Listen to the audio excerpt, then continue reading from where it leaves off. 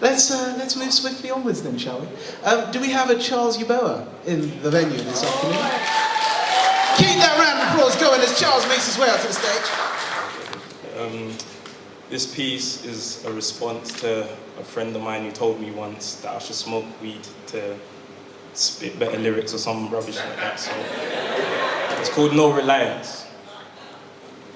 No reliance on a herb to elevate my words. I'm a stargazer like a Fugeist, believe I'm true to this.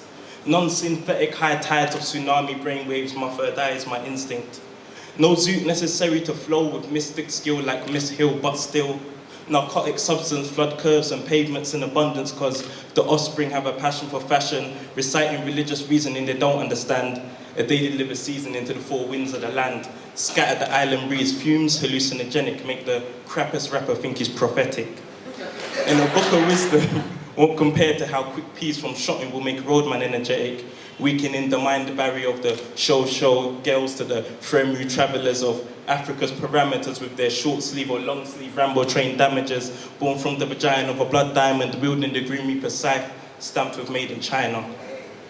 See, I'm transcending cosmopolitan knowledge, and about a year ago I got out of college, so all I'm saying is I stay high on the seeds of knowledge in my spirit garden. I beg your pardon, but my concrete path is hardened, so weed can't grow there.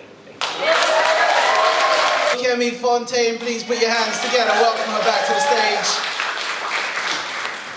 Hi again. Hi. Right. This poem is called Backseat Silence. Catalysts of confidence. They overlap the clouds and scrape the skies. The only males to put me on levels I recently fell off of because of my age. We fought on this in the House of Commons that is my forever shape-shifting living room. First, do you remember when it was your football pitch? Me always being in goal because I'm a girl. And then my stage to show off what I did in school. Look, I made a pencil. And finally, a wrestling ring filled with soft pillows and choke slams. Now it's a cinema. My movie is the life. And you take a back silent seat. Why? Brother, why?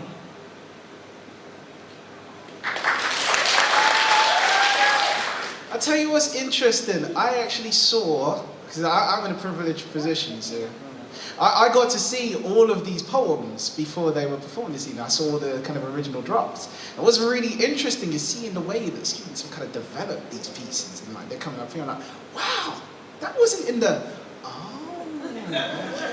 I see where you're going. Oh, all right. Give her yet another round of applause, please. Let's keep that going. Where's Rochelle? Rochelle Mackenzie, give her a round of applause as she makes her way. Final poet for the Senior Slam What's Next 2009. Hi everyone. Hi Rochelle. After watching the news and seeing all the pandemic about swine flu, I decided to write this poem. It's called The Phantom Swine Flu. Achoo! My shoulder backs forward, jogging 13-mile-per-hour bullets. Each one contains my death. He smiles, lip creases scribe sorry, but my sympathy is warm from news bulletins and leaflets. Man, what, can't you use a tissue? I spit, disgusted by his inability to count that him sneezing into a tissue equals me healthy, an equation discovered by the dumbest of mankind. At home, my screen has become a projector to my fears. Words now dislike their definition. When did a pandemic only kill 30? Sick people renamed nemesis. So advanced they caused me to attack myself. Corroding my insides. Joining the health-obsessed army, I shoot next to capture my prey. Achoo! His shoulder propels forward. Man, he spits. My lips cry sorry.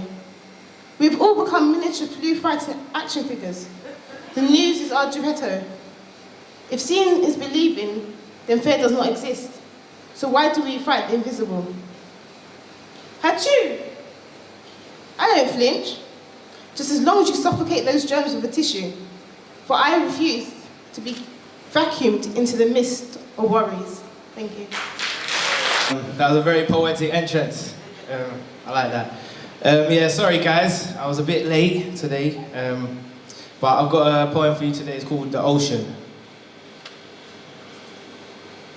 The ocean flows in accord with the score that I was hoping for. Hate applause can't penetrate to the ocean floor, where I rest my head by the reefs in the bay, and I breathe as the waves. Never to hate, I incinerate a lesser mind's notion. Started as a droplet, then I merged with the ocean. Silence rang supreme when every droplet had spoken.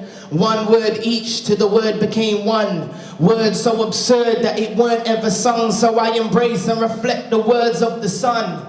Shine and remind your peoples to find their own sense of self and their own peace of mind. So sublime, I lost my concept of time and became the cyanide to a lesser man's mind. See, the sea made me believe that I could be free. All I had to do was give my life to the sea.